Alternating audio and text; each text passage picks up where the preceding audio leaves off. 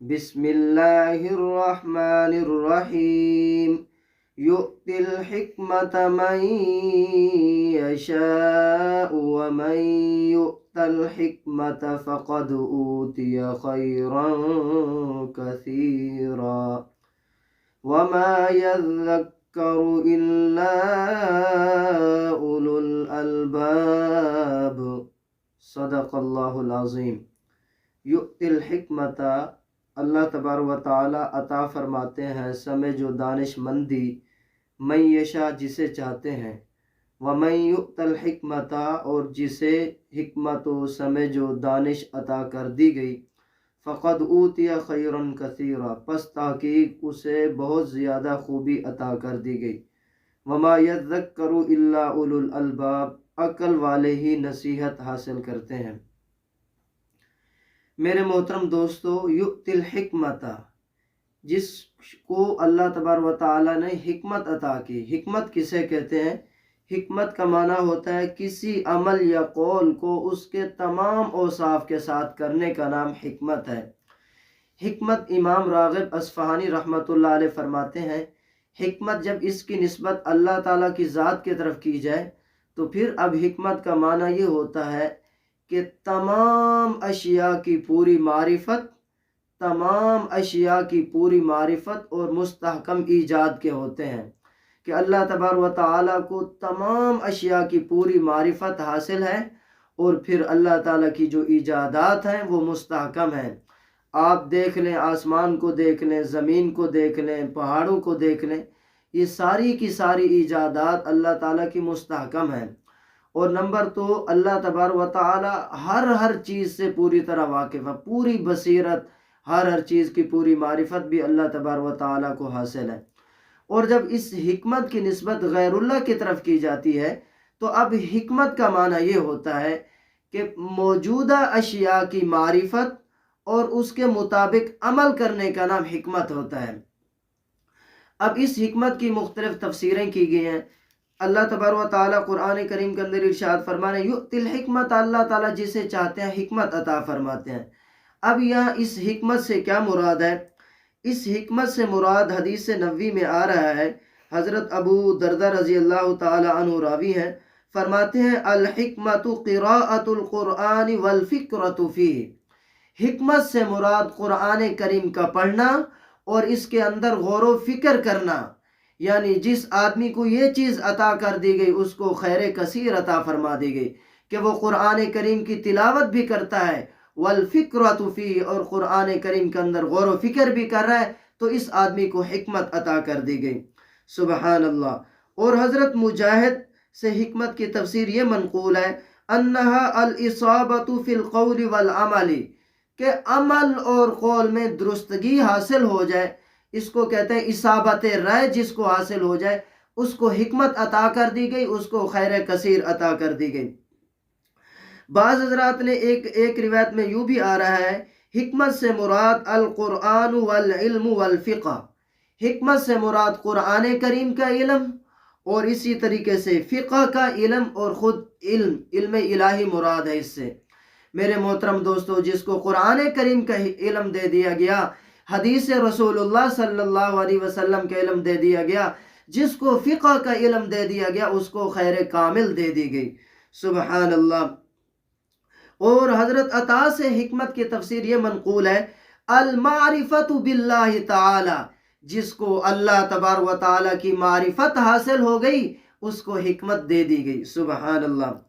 اور ابو عثمان کہتے ہیں حکمت سے مراد یہاں ہی نور یفرق به بین الوسواس والالہام، جی حکمت سے مراد وہ نور ہے جو انسان کو نور عطا کر دیا جاتا ہے، جس کے ذریعے سے انسان شیاطین کے وساوس اور رحمان الہی کے جو الہامات ہیں ان کے درمیان فرق کر لیتا ہے۔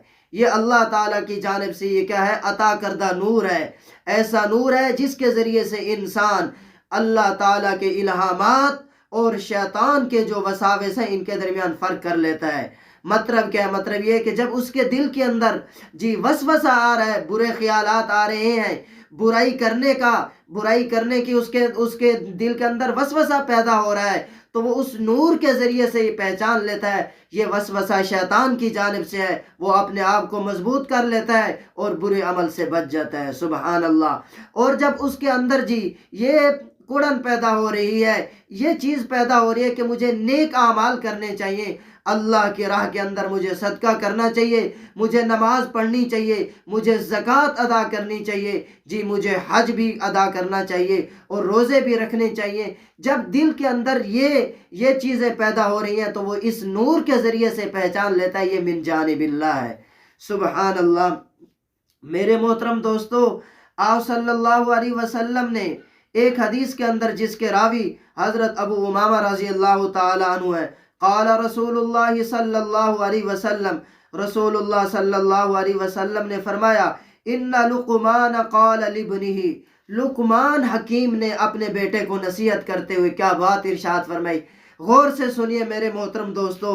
آپ صلی اللہ علیہ وسلم نے فرمایا، لقمان حکیم نے اپنے بیٹے کو کہا، یا بنیا، اے میرے پیارے بیٹے، علیک بمجالس العلماء، علماء کی مجالس کو لازم پکڑو، علماء کی مجالس کو لازم پکڑو۔ سبحان اللہ۔ لقمان حکیم وہ سمجھدار اور دانا آدمی تھا کہ جس کے نام پر اللہ تبارک و تعالی نے قرآن کریم کے اندر ایک پوری سورت نازل فرما دی ہے۔ وہ اپنے بیٹے کو نصیحت کر رہے ہیں، اے میرے پیارے بیٹے، علماء کی مجالس کو لازم پکڑو، واسمع کلام الحکماء، حکماء کی کلام کو سنو، غور سے سنا کرو۔ اب جب تم علماء کی مجالس کو لازم پکڑو گے، حکماء کے کلام کو غور سے سنو گے، تو اب اس سے تمہیں فائدہ کیا ہوگا؟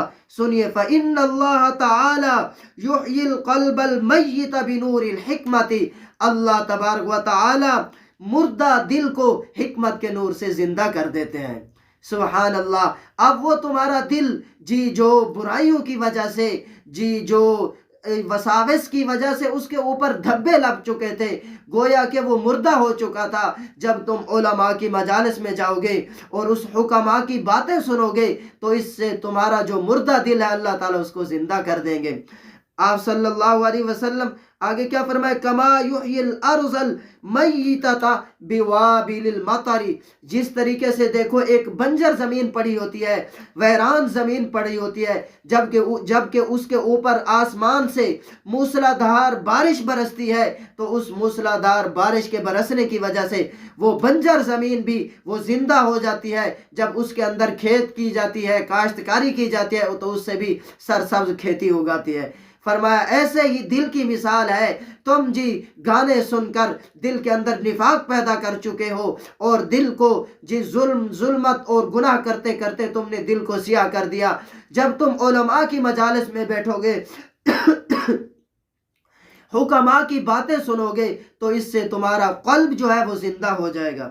سبحان اللہ۔ میرے محترم دوستو، دوسری حدیث حضرت عبداللہ بن مسعود رضی اللہ تعالی عنہ راوی ہیں، آپ صلی اللہ علیہ وسلم نے ارشاد فرمایا،